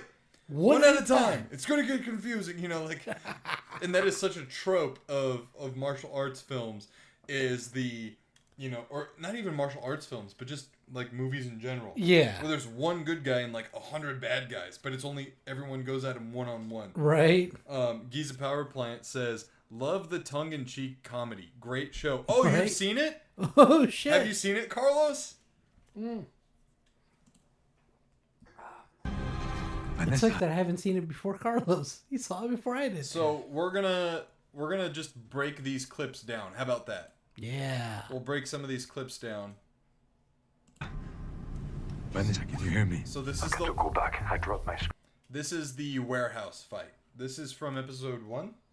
This is the Johnny Cage. Britt says, "What did I just tune back into? LOL. Stepped away for a bit and came back to this."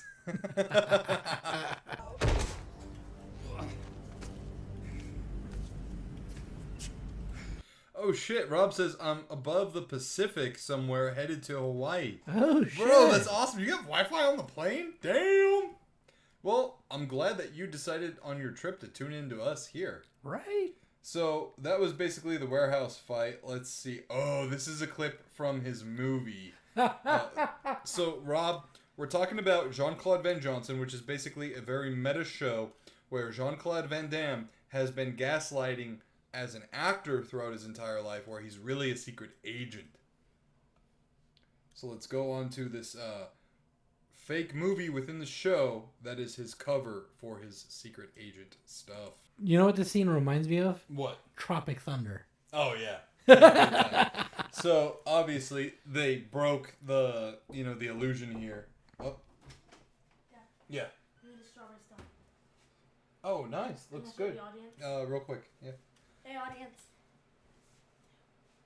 Oh, she made a strawberry star. Do it more clear. Right there. There you go. Good job. All right. Go on. We're trying to wrap up the show. Okay. Love you. It's like, here it is. Bye. Yeah. So let's see. Oh, this is the Philippe part. Okay. This is like one of the best parts. Hey, can you guys hear us at all?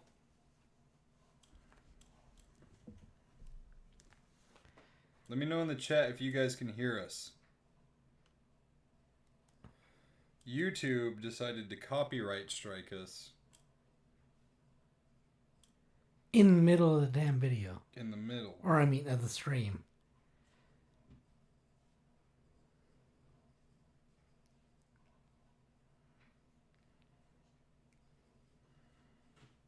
Yeah, it says stream unavailable. Suspended for policy violations.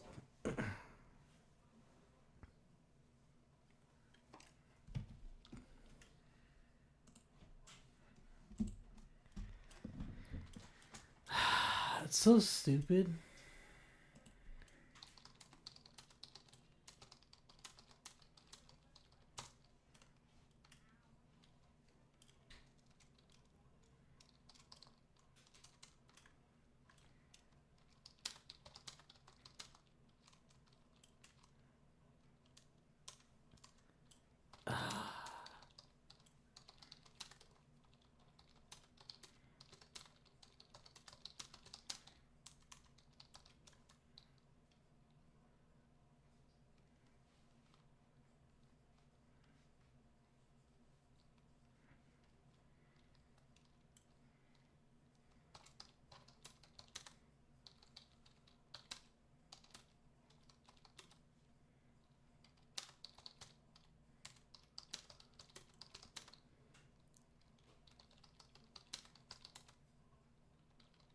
Oh my god.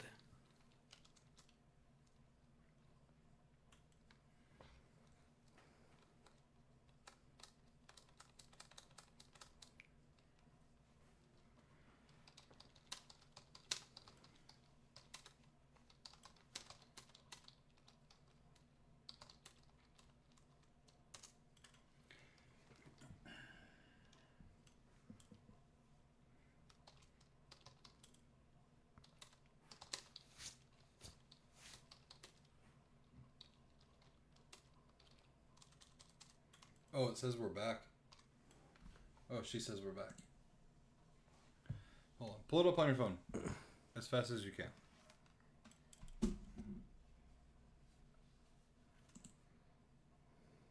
Stupid YouTube. Alright. What can you see on the show? Oh, everything. Okay. So check this out. We're going to do this in 15-second intervals. All right? So we're going to show you guys 15 seconds worth, and then we'll talk about it again, and then do 15 seconds and talk about it again. All right, ready? Yeah. Backspace. But in Looper, Bruce Willis and Joseph Gordon-Levitt. So in this is the part where it's hilarious. They're comparing Looper and Time Cop to each other. Yeah. Touched many times. If you are really me, you think Looper is a better movie than Time Cop? Yes? False. So that essentially blew his cover. Yeah, the show is just so fucking wonky and all over the place. Oh my gosh, I can't see anything. Hold on. There we go. Yeah, it sucks. It sucks that we got copyright strike in the middle of that. Would have been a lot funnier seeing it all in one go. But as much as I hate the copyright strike, still go watch that shit on Amazon Prime. Oh yeah, it's absolutely, absolutely worth it. Like, dude, I don't know how else to put it, but the show is just such a hidden gem. Oh, It is such a hidden gem. This is definitely a show that you could put on if you have friends over for like a summer dinner or whatever, just, you know, a Sunday night, game night, whatever. It's definitely worth a watch. There's only 6 episodes. Every episode feels like it gets you from point A to point B without any filler. So Josh, what are your thoughts on it overall? So for being a series of summer cinema show, almost said movie, it definitely hits the settings. Settings is all over the place. I mean, factory. They somehow end up in Bali at one point. They're in LA for like most of the movie. LA's definitely summer. They're That's all over the hilarious, place. Dark Infinity. What? Oh, just keep going. Yeah. Settings all over the place. Plot, fucking definitely a summer plot. I mean, a spy movie. An actor as a spy. Yeah. Mm-hmm. Not a super, memorable soundtrack, but at the same time, it fit. Yeah, I mean the soundtrack. It was kind of It's hard to generic. say, like soundtrack wise, just because it's not a film where a film is so reliant on a soundtrack. Yeah, it was kind of generic, but it definitely fit everything. Oh, thank you, Carlos. He says, "You guys effing rule. Great show again. Thank you." Well, No, thank dude, you. Thank you. Thank you. Tonight was. I feel like our show has kind of been in shambles all night. We're like skipping beat. We're like a sputtering engine tonight. So I appreciate that. It wouldn't be our first time. No, it definitely wouldn't. It's a good thing we have experience in fucking up.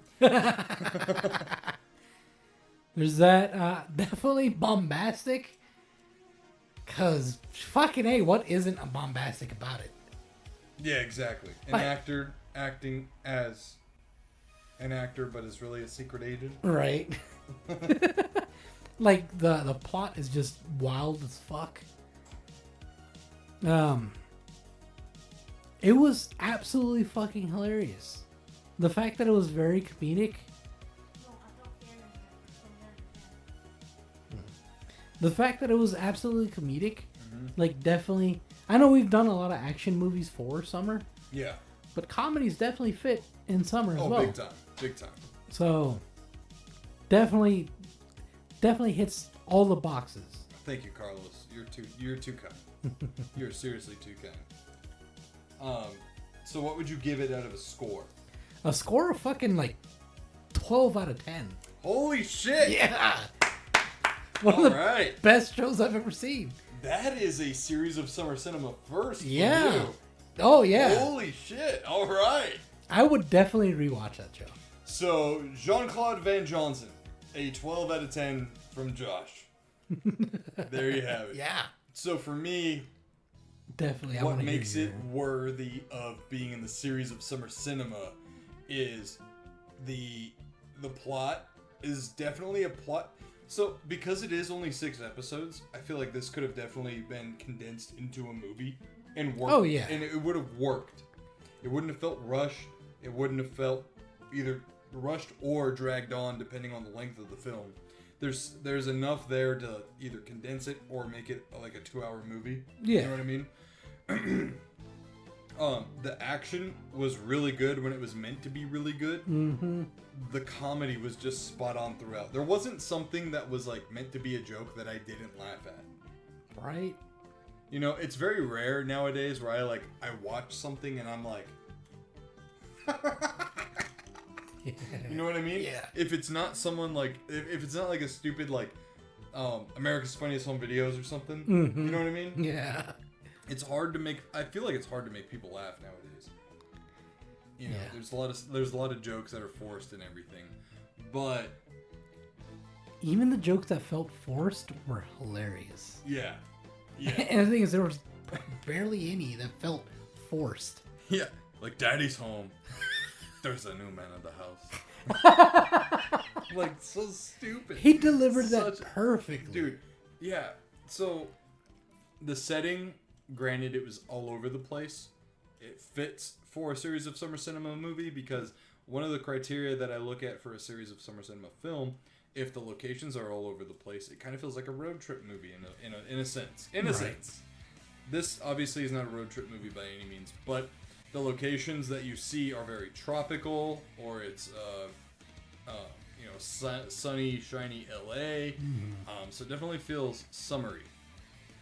Summer -RE, not summary. Like, this is the summary of my report. The soundtrack, again, I'm gonna kind of just give this one like an NA, non-applicable, just because it was a television show. It didn't really rely on a soundtrack. I mean, it fit, but just not memorable. Yeah, and the story is just, that is the bombasticness of it. Mm-hmm. The action, you could say, like, when it got really serious, when it came to, like, life or death fight scenes and stuff, you could say that was bombastic. Also, like, one of the henchmen at the end of the movie, or the show, were, like, the literal stone hands. What was his name? Menos Manos or something like that? Minos Manos or something like that? Oh my god. And the thing is, like, one thing I loved about it is that even the serious fight scenes that were meant to be like, oh shit's going down, they still managed to somehow make it a little bit comedic. Yeah. Without feeling forced. Yeah. Yeah. The racing scene where he races blindfold and races perfectly. Like, perfectly.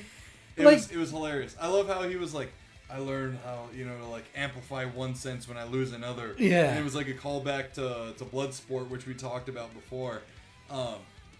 And I love that because they basically alluded to that, oh shit, he's gonna fuck up, he's gonna crash, he's gonna fuck everything up. Yeah. But no, it was the other guy he was racing. It was the drug dealer who was like, I like your style, you're wild. And he blinds himself too, and then fucking guns it, and then just like drives straight into a wall, and the fucking car explodes or whatever.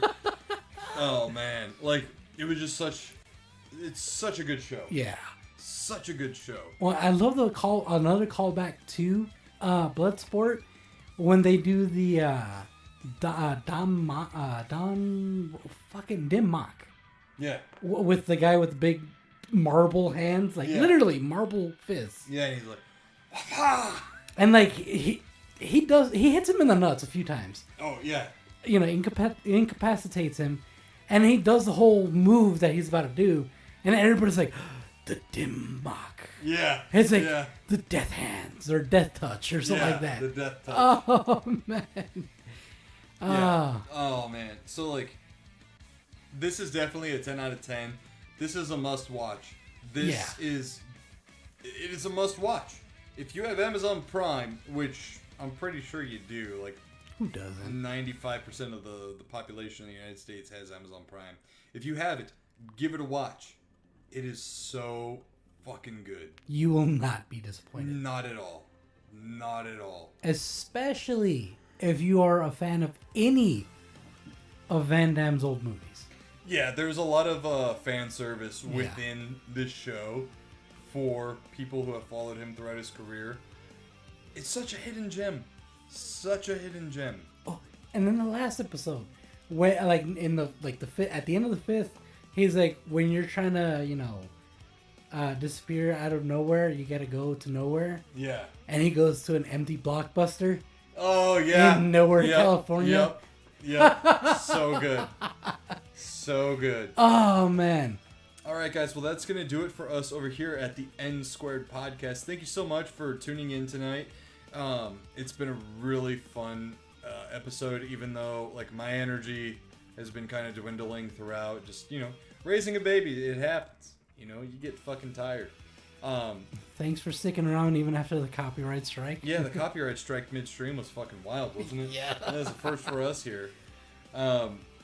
Big shout out again to our sponsors over at Dubby Energy and Hub Daddy Store.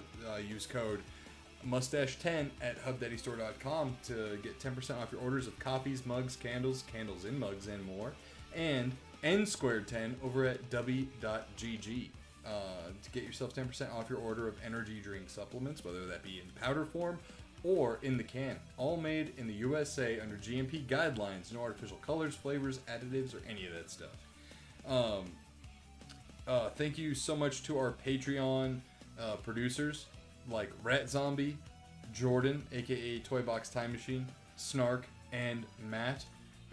If you want to be a part of our show and help us produce the show, head on over to patreon.com/NSquaredPodcast. We are viewer supported. We are not monetized on YouTube as of yet, and it'll probably be a while before we are. So any and all patronage is definitely appreciated. You get a rad sticker that we send you guys that I paid for like $100 to get made. I've got a lot to mail out, so for as little as $3 a month, you can help the show grow.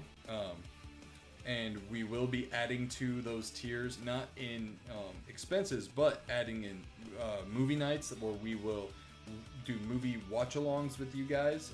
That is a great idea that was brought to us actually by Lord Raiden himself, aka Giza Power Plant. Just thank you guys so much, dude. Like, in a time where I can't game that much and make videos to put out on Fridays and stuff, I really look forward to doing the podcasts every week, because it's at least a little bit of a break from the constant, chaos of raising a baby. Which it's not a bad thing. Like, let's be real, we're all adults here, and every now and then you need a break. So thank you guys for watching and tuning in. Safe travels to Retro Rob over in Hawaii, or on his way to Hawaii. Right. Thank you to industry legend Giza Power Plant, aka Carlos Pacina, aka Lord Raiden, and The Gist. I've been Nerdy Nick. You can follow me on Instagram at nerdynick_91 and on Twitter /X at BuffNerd. Josh doesn't have social media for you to follow him on, but you can definitely follow us on our Facebook page. That's linked at the top of the chat. Oh my gosh. It's been a long episode, guys, yeah. And I've been running a little long here. Wanted to keep it at 2 hours. It's getting late. The wife needs to get going to sleep, and we need to eat dinner. So until next time, guys, thank you so much from the bottom of our hearts, and we'll see you guys in the next episode. Y'all take care.